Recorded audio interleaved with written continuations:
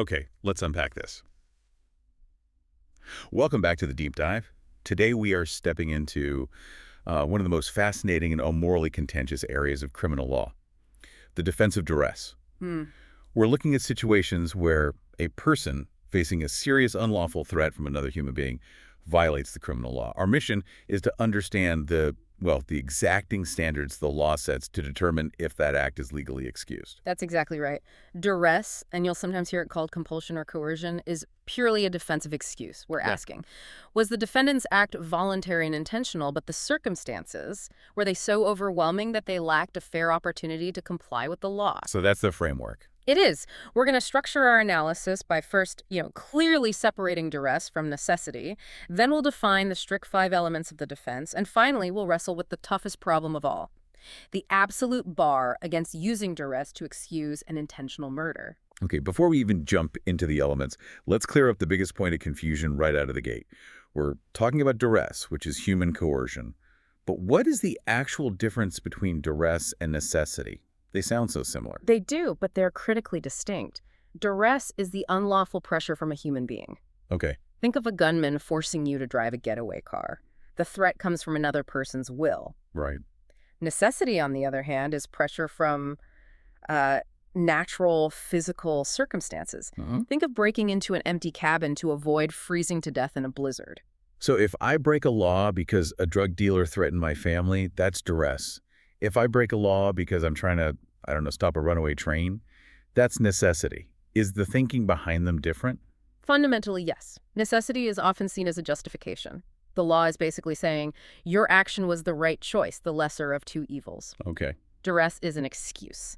The law says you made a poor moral choice, but we get why you did it, and we're not going to blame you. That distinction is key. Right. Okay, focusing only on duress then.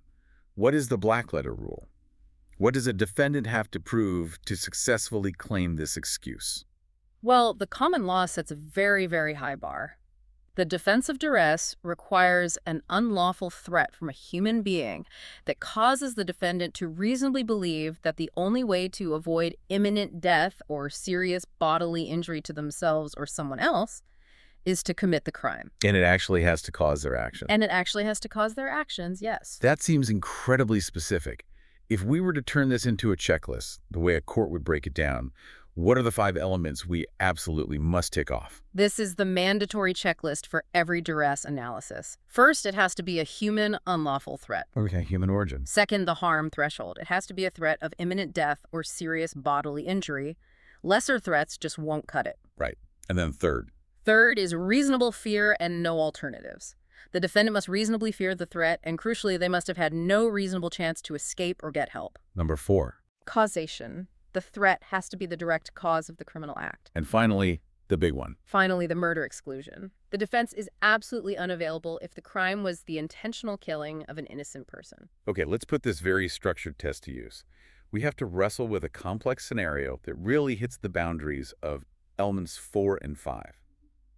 The felony murder rule. Excellent. This is a great test case. It pushes the limits of the defense, especially when an unintended death happens. So here are the facts. A compels B at gunpoint to drive him to a bank that A plans to rob. B is terrified, so he complies. Customer. C. Now B is charged with robbery and felony murder. A classic difficult scenario. Let's analyze B's potential duress defense. First, what were the essential facts the court focused on? The essential facts are pretty clear. The gunpoint coercion of B to commit the felony, that's the robbery, and then the subsequent killing of C by A, the guy with the gun, during that felony. And what was the specific legal issue the court had to answer for?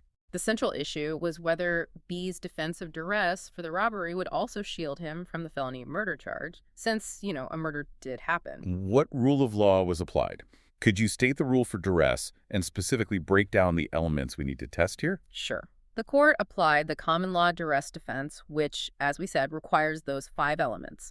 For B, we have to test 1, the human threat, 2, imminence of harm, 3, reasonable belief and no alternatives, 4, actual coercion, and 5, that big murder exclusion. Thank you. Now for the court's step-by-step reasoning. Let's start with the first and second elements, human origin and imminent serious harm.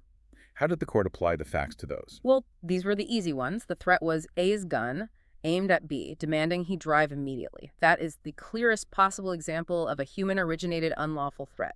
And a gun to your head is, without question, a threat of imminent death or serious bodily injury.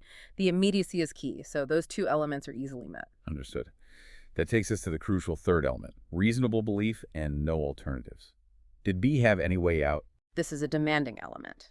B has to show his fear was reasonable, and more importantly, that he had no reasonable opportunity to escape or call the police. Which seems impossible while driving at gunpoint? Exactly. The court reasoned that B was under continuous threat. He couldn't just pull over and run faster than a bullet.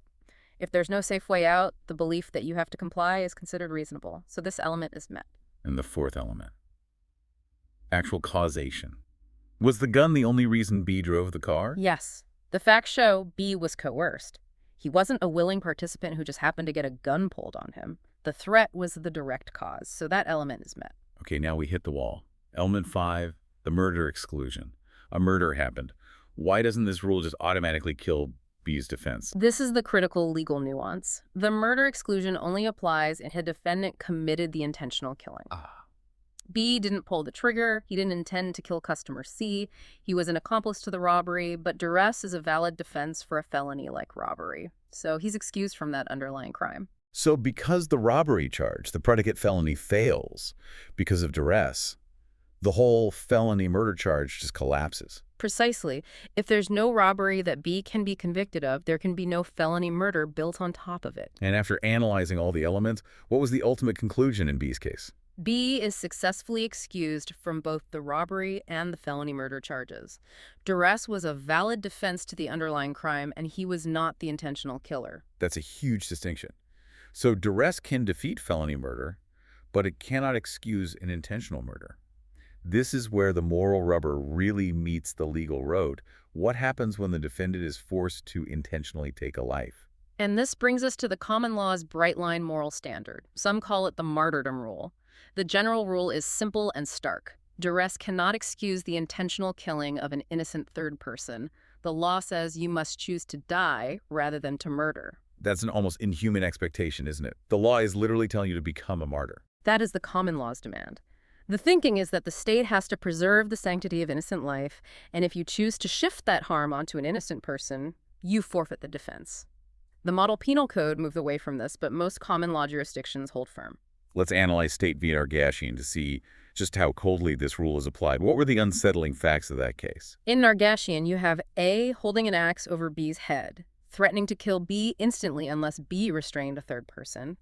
CB, terrified of the axe, complies. He holds C's hands, which allows A to kill C with the axe. B was convicted of murder. Wow. The threat could not have been more immediate or severe. An axe literally about to fall. What was the core legal issue the court had to face? The issue was whether even that overwhelming immediate threat of instant death could justify or excuse B's active participation in the intentional killing of an innocent person. What rule of law did the court apply to judge B's actions? The court applied that strict common law exclusion. Duress cannot excuse the intentional killing of an innocent person. It's a firm ethical line in the sand. Okay, let's get into the elemental analysis. We know the threat met the first few elements. So how did the court handle that in its reasoning? This is where element 5 acts as a hard filter. The court acknowledged the terror B faced. They basically conceded that the axe threat met the elements of imminence and reasonableness. But when they got to element 5, the murder exclusion, the analysis just stopped. It's an automatic fail. It's an automatic fail. B actively participated by holding C down. He knowingly facilitated an intentional murder. So because the crime itself was intentional killing, the defense was just deemed inapplicable as a matter of law, no matter how severe the duress was. So the moral gravity of the crime just outweighs the fear, no matter how reasonable. What was the court's final conclusion? B's conviction for murder was affirmed. The law declared that B should have chosen to be hit by the axe rather than help in the death of C. That is a harsh rule, and it shows just how strict the common law is, especially with two other elements, imminence and the lack of alternatives. These are the tightest restrictions. Absolutely. The threat can't be some vague thing in the future, and you have to be truly trapped. If you had any reasonable, lawful way out, the defense is gone. Okay, let's test that imminence requirement. What if someone commits passport fraud today, because a threat against their life was made by, say, organized crime 6 months ago in another country. Can they claim duress? No, that threat is way too remote. Cases have confirmed the harm must be present, imminent, and impending. 6 months is a lifetime in the eyes of the law. The assumption is that you had plenty of time to go to the police, move, or seek help. The threat wasn't imminent, and you had alternatives. And that no alternative requirement is just as unforgiving. What if a defendant is threatened by her abusive boyfriend to drive him while he's drunk? On the way, she passes a police station and has a working cell phone, but she keeps driving because she's scared of him. The defense fails. It requires that breaking the law was the only reasonable alternative. A court will look at all the facts. Could she have stopped at the police station? Could she have called 911? If any of those lawful alternatives existed, she wasn't truly coerced.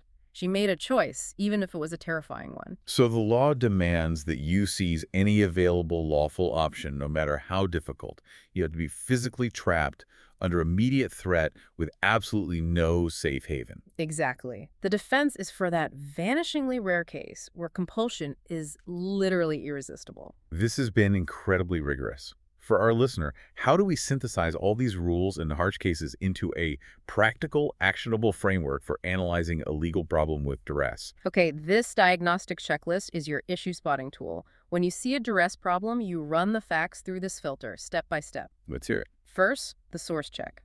Was the pressure from a human being for duress or circumstances for necessity? If it was a blizzard, stop right there. It's not duress. Okay, step one. Second, harm and time check. Was the threat of imminent death or serious bodily injury? If the threat was delayed or minor, like losing your job, the defense fails. Got it. Third, the murder rule check.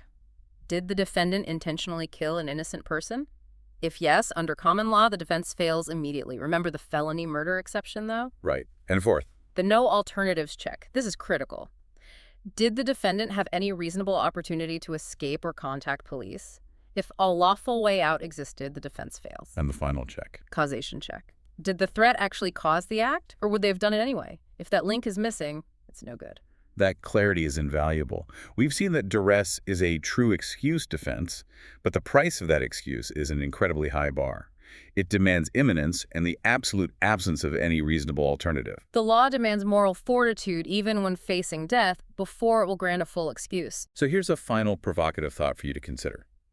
If the common law demands martyrdom over murder, but the model penal code applies this objective person of reasonable firmness test and allows that defense to be raised even for an intentional murder, is the code implicitly suggesting that sometimes, under extreme duress, it is reasonable to choose to kill one person to save your own life?